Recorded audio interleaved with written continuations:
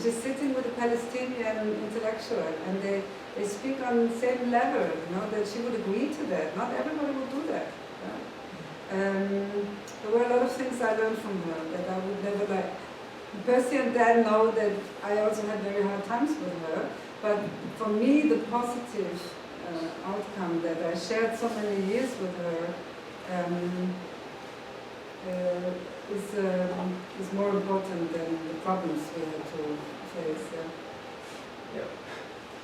You would We all, agree. we all have stories like that.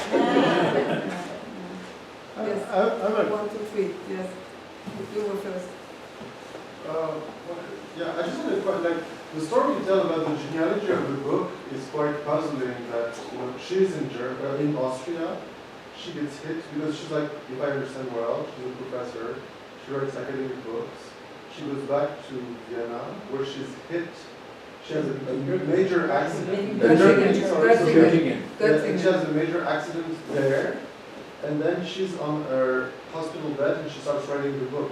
So is it really how it happened? Because it sounded like a beautiful story, but and but it is like puzzling, like from my point of view at least.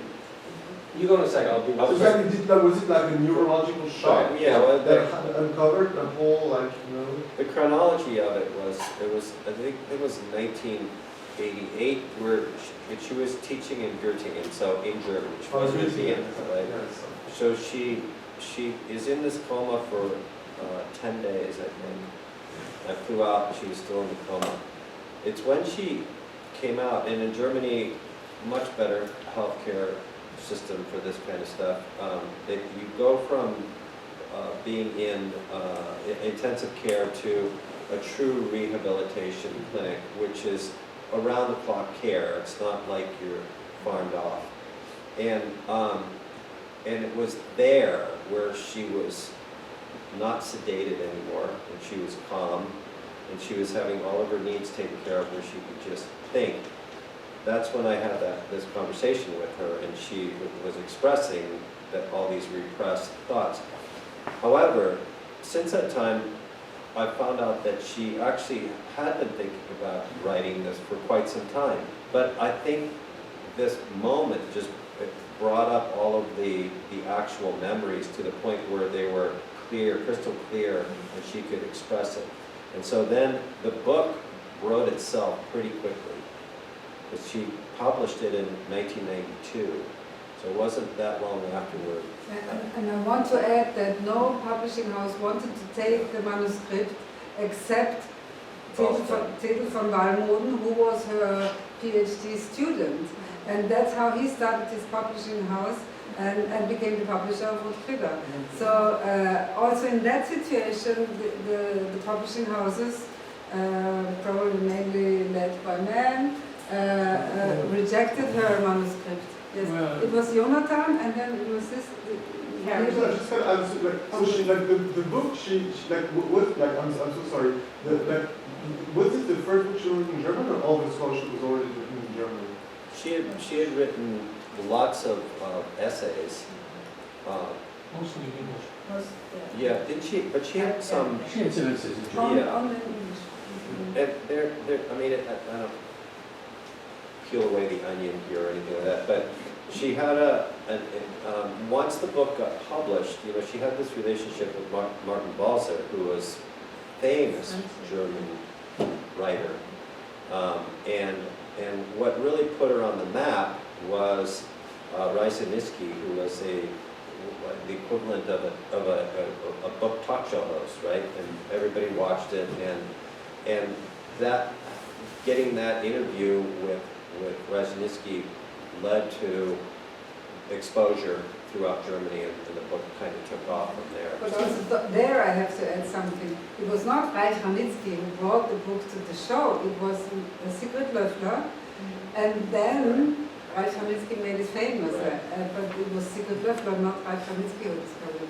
Yeah, I think it was Jonathan, and then you, and then you. Yeah. Well, my question and I guess impression is about the film especially. The question is, how did you get the idea, the concept, and the inspiration for how you wanted it to look? And my impression is that it seems like when I rewatched this film, the moment where she's visiting Vienna, and I think she's with you, Dan, and you're saying that maybe you don't want to see the places themselves, but you want to see how they're reflected in the faces, and you're saying that to your children.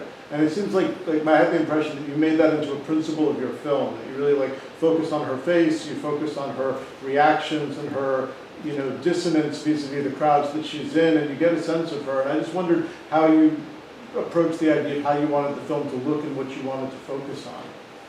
The first and very, very important principle for me was no camps, no pictures of the Holocaust, just what she is, focusing on her, interacting with people, also not giving.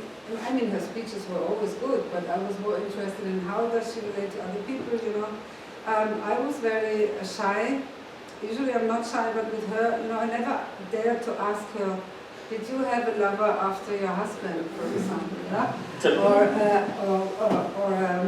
are you lesbian, or what, these very, very private things I never dared to ask her. So this also was something, I waited for what she gave me. Sometimes we just sat down for an interview and I waited, and then she would start to talk. So I think I just took, this was my idea, just to take what she wants to give me. And then sometimes, of course, we had to arrange things because, but nothing was ever like, I didn't tell you when you watched the photo, for example, now do it like this and do it again. I had a fabulous cameraman, Avner Shachar from Tel Aviv, with whom I had already made a portrait about Amos Oz and a lot of films. And I called him one night, I said, Avner, we have to make a film about Ruth Klüger. I have no money and nobody wants to produce this film. Are you with me? And he said yes. And without him, I think, and he is a person that is such a good cameraman. And I always told him, just do what I tell you. Don't ask me why. I can't explain it to you. Just do it. And so he could get very close to it. She accepted him because, I think she accepted him because he was Jewish and Israeli, and he was not afraid of her, like my Austrian cameraman who was like this, because Avner would always say, she's like my grandma, she's telling the same story, so that helped a lot. But just to add to Jonathan's question, the editing to me is brilliant, and that's the part where you have to sort of piece it together the way you wanted to. I'm curious how you thought about that. I am not a person that has, I have no theory about my films. This is something that I've had to learn also. I have only feelings, or I feel it should be like this. So, and then you get gifts also, a lot of gifts. I had a good editor, I had a good cameraman, Ruth was very good.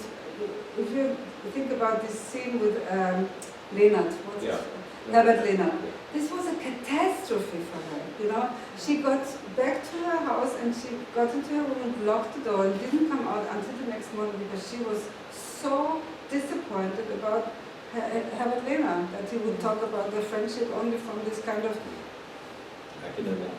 Yes, but academic, saying that Hitler was just an episode. That's I even don't know how to call that, But so I was trying to feel what comes now. I have no theory. I have no building of theories. I just try to be very close with people. And then you need the cameraman who does that.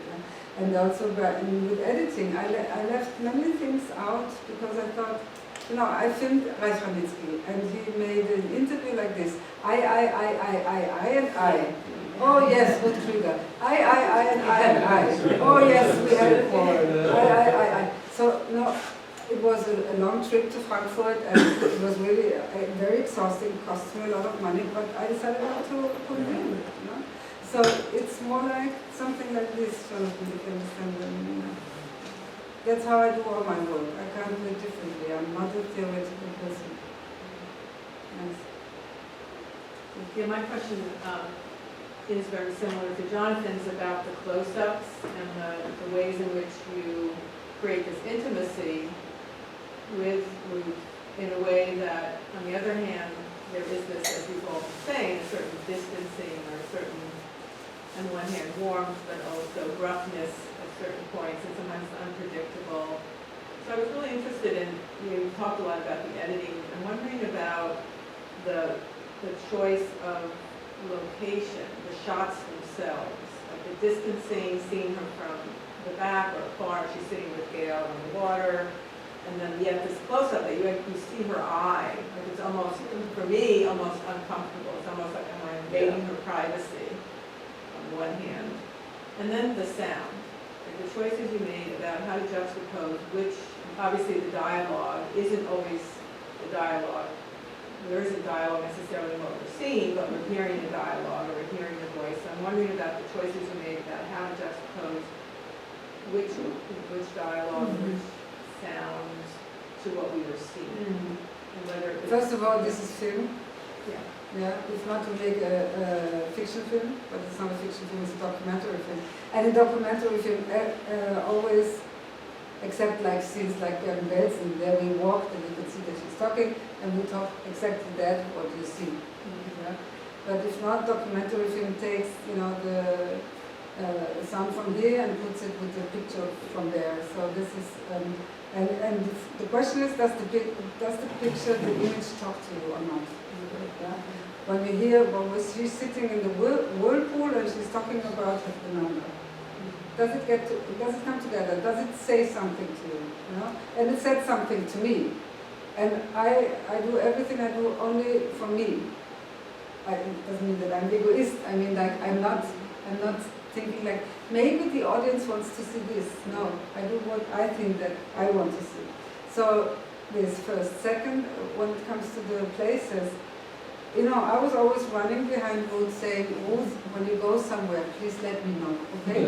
So, for example, she was invited to Reich Ranitzky's 90th birthday and she didn't tell me.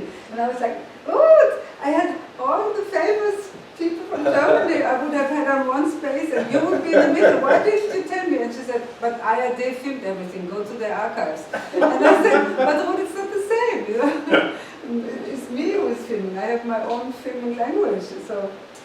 So, for example, Jerusalem came in because all of a sudden she told me, like 2.5 days before we flew, I have a reading at the Goethe Institute in Jerusalem. So, yeah, I'm coming here. Then Bergen Belsen, for example, it was not in my plan, but she had a problem with her heart, as I said before. And then one evening at 11 o'clock she called me. I knew something is wrong because it was 11 o'clock, and she said, I have agony, and I had the fear of death, and I thought I should write something about it, but then it came to my mind that you're making a film about me. So I want you to go with me to Bergen Belsen. This is why I am in the picture, because it's the only scene where I'm in the picture, because she wanted me to go with her. She didn't want to go alone. Usually I was, as you can see, I never put myself in. So, Your Alfred Hitchcock moment. yeah, Hitchcock moments, yeah. So we were sitting and thinking about where did you live? Where were the people you were in relation with? What happened in these places? I would have loved to film her in New York, where she went to school, because I think that these first years in this girls' high school, Hunter College, right? That these years were very important for everything. I don't know exactly for what, but I knew that I should have gone there with her, yeah? This didn't happen. Also, I was very shortened in money because I had to, always to see where I get the next money from. And I had 50 hours work to do in my company, and I was a single mom, so I had some things to manage. And then, so whatever we could, I got from her, or that we could go to film you, and then it was in your house in Manhattan Beach. Got the job done. Yeah. So we tried to get how much, as much as we could. Yes. Yeah, Send her and then we get. yeah, let me say, I found the film emotionally honest, right? You talked about the kind of intellectual part, and with Ruth, I always had the sense that her intellectual engagement, and the reason it was engaging, both by the way to students and colleagues, was that it was also emotionally honest. It read well in the film.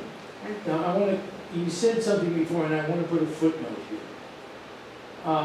Valmöden was generous and published Ruth's book, made him a fortune. By the way, it was one of his first authors, so we were at the same time. But the history of that is more complicated. Martin Walser, and that's pre his anti-Semitic attack on Weichanitsky, Martin Walser had enabled Ruth's manuscript to be sent to David Surkamp. Surkamp said, this belongs in the Jüdische Verlag, and you know the story, and sent it to his wife, who was the head of the Jüdische Verlag, and she torpedoed it. It was not a bunch of men who torpedoed it. Yes, I apologize, you're right. Yes. That's a really important part, because the irony is, and it really interests me, if it had appeared in the Jüdische Verlag, you would not have had the same impact. That's the joke about it. Right? That's the joke about it. Because Surkamp had hived off the young Jewish writers, most of whom, by the way, the good ones, didn't want to have anything to do with him, any along with the present. So it's an important moment, because it says something about the kind of inter-Nicene debates about women authors, Jewish authors in German publishing in the 80s and 90s. Yeah, that's true. I want to add something to what you asked me when you said about this intimacy of this very close-up. She always said you can do what you want. She was not at all idle.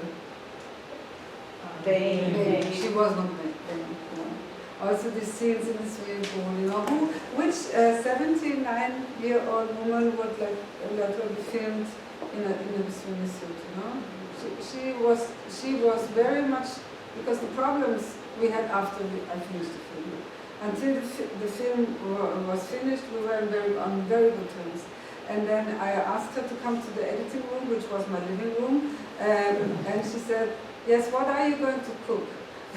And then she was sitting at the editing room, at the editing table, it was like this one, she was eating.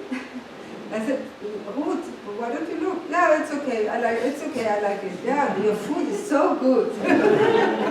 So I want to say she was not vain at all. She trusted me. Yeah, and that was very important for this film.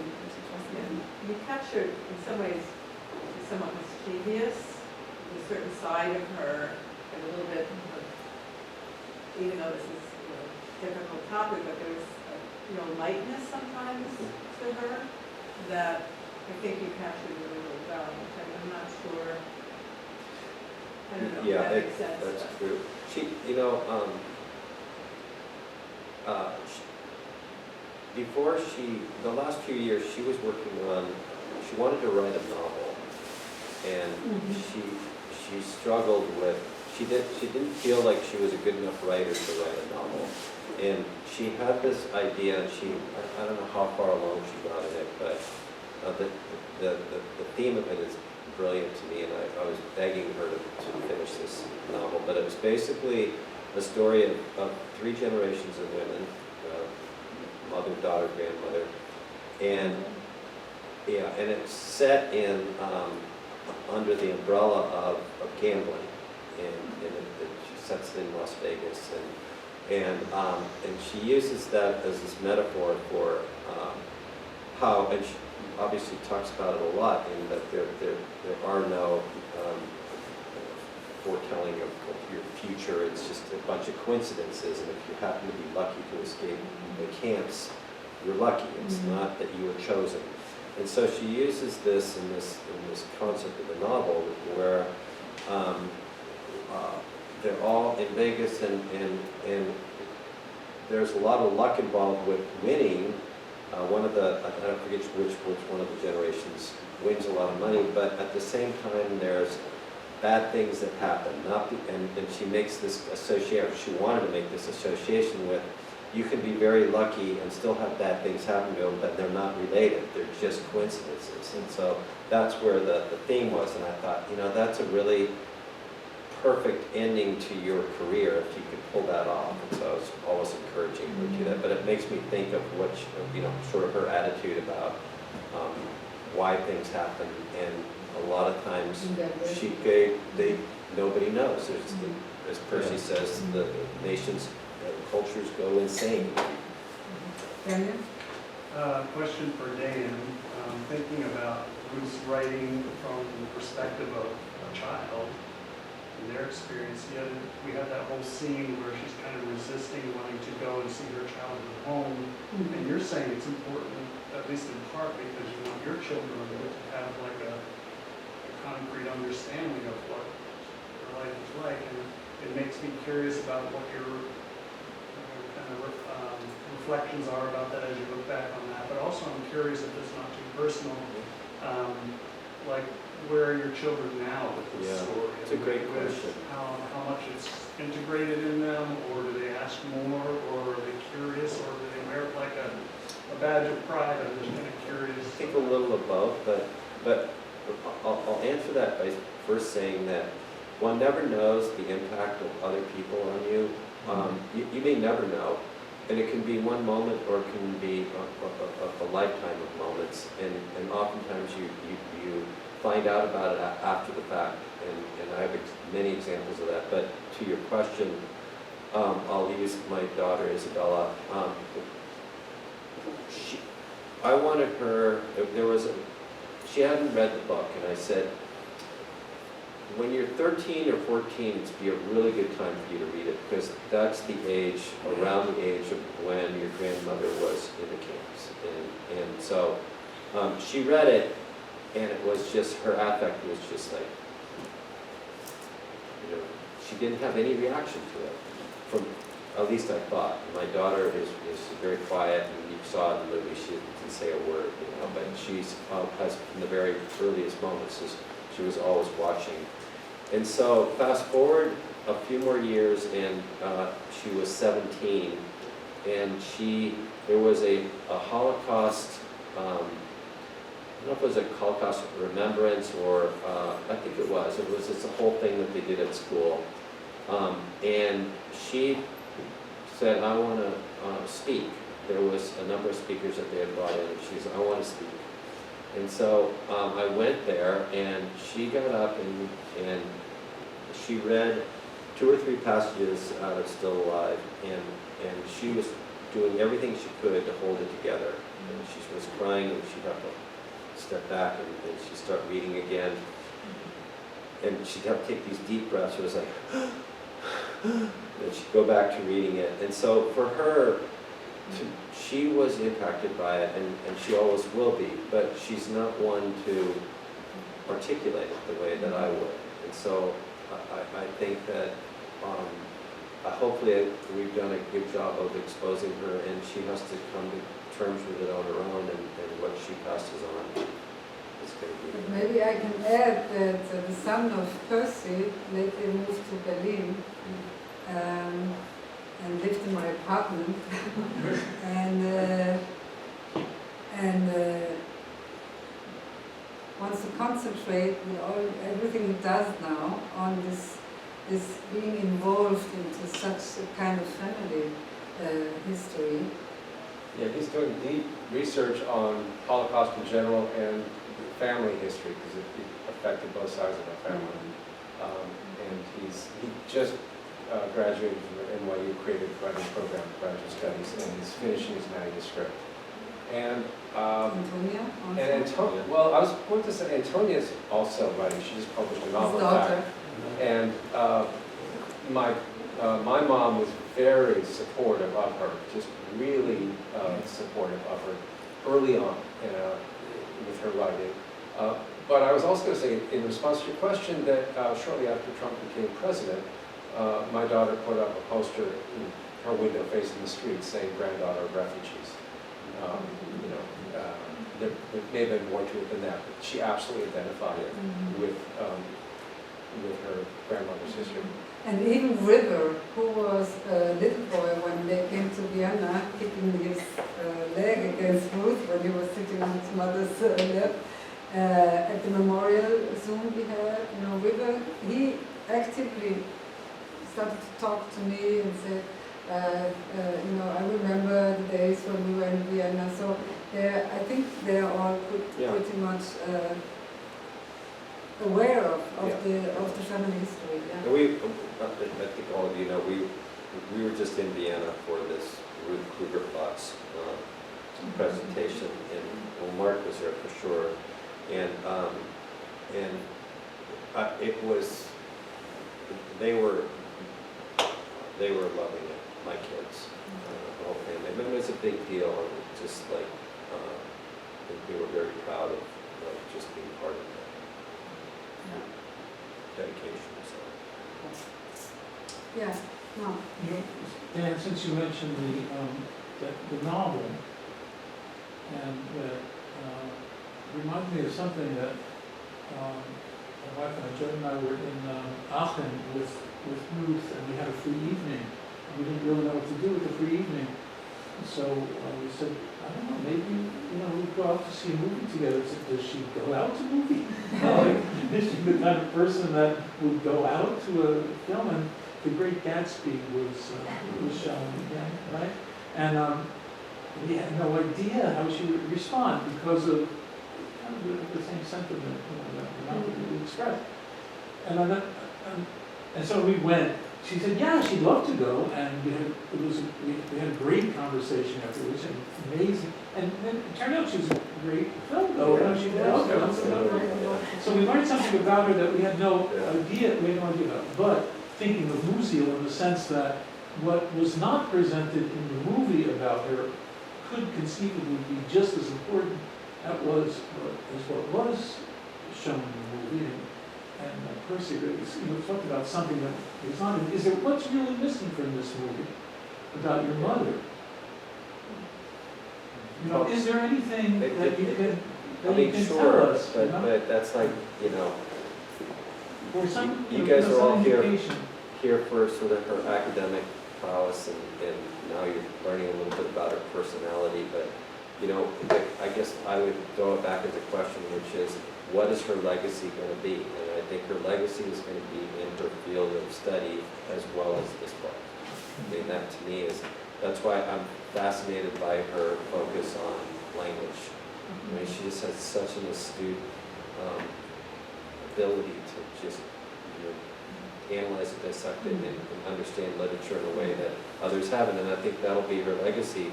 And the book itself is much more personal, and I always tell people, yes, it's a Holocaust memoir, but it's just as much a psychological analysis of a mother-daughter. So.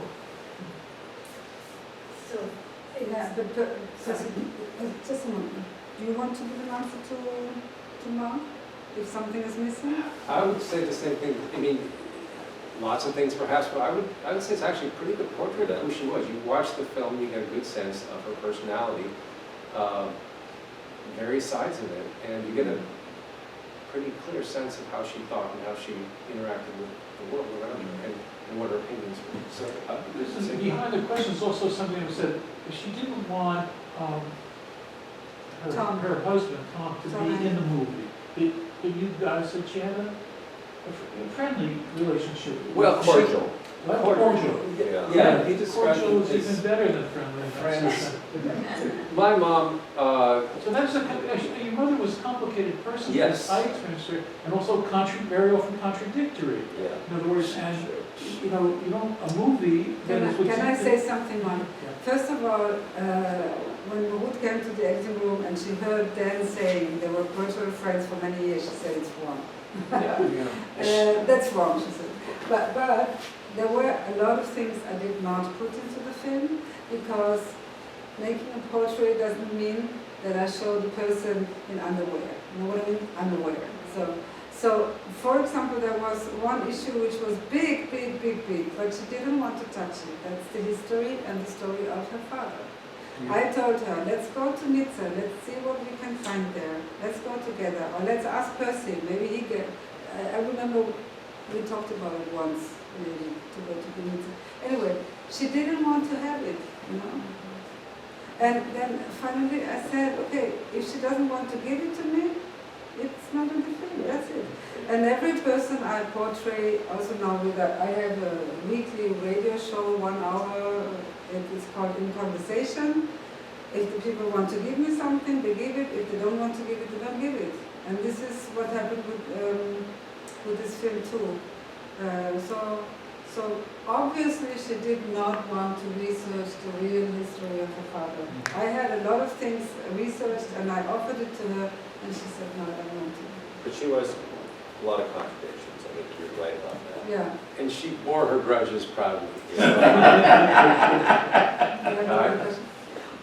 So I just, because you asked what's missing, I really was wondering about Susie. I mean, she's such a Oh, yeah, presence Susie's in missing. Not She's only, such a not presence only in the Susie, book. also Georgie. Yeah, that's true. So I decided that it is too complicated in an 83-minute cinema documentary. You know, about Georgie, I had Schuli, Georgie, noch bin ich in Deutsch sagt, I had so literally nothing except what she was telling. So, which are the pictures? You know, what do you show?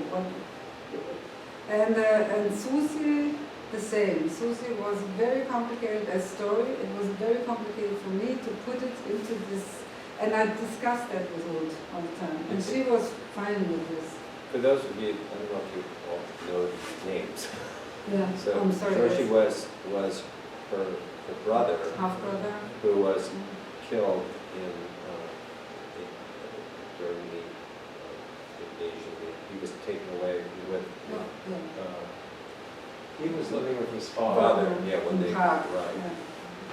yeah. And it's probably the only time that I remember where I felt she sort of a pale came over her face when she talked about him. I mean, she really missed her brother. Mm-hmm. So, and Susie was a girl who she met in Theresienstadt, which was the ghetto. Just a sort of she was a year and a half older, I think. Yeah. And they bonded just as friends, and my grandmother took her in as a daughter, and throughout the entire war period, they were together, and so after the war, they were still friends for the rest of their lives.